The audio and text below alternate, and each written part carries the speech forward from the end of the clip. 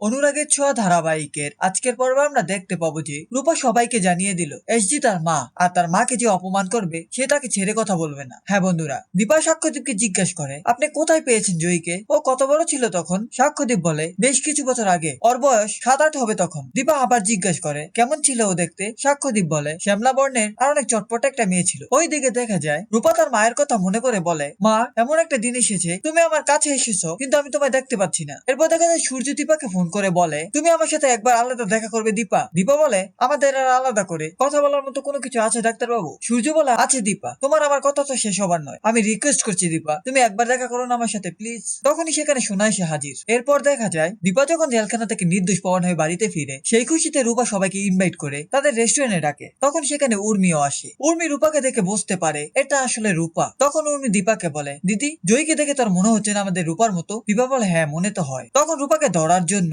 মিশকার মতো উর্মিও পিছন থেকে রূপাকে রূপা বলে ডাক দেয়। ওইদিকে চারু, সূর্যকে তো তাকে বিয়ে করতেই হবে, সে নাকি অনেক একা হয়ে গেছে। চারু সবকিছু বুঝতে পারে কিন্তু এটাই বুঝতে পারে না যে জোর করে সব পাওয়া গেলেও ভালোবাসা পাওয়া যায় না। এই ছিল অনুরাগের ছোঁয়া ধারাবাহিকের আজকের আপডেট। পরবর্তী আপডেট গুলো সবার আগে পেতে চ্যানেলটি সাবস্ক্রাইব করে পাশেই থাকুন।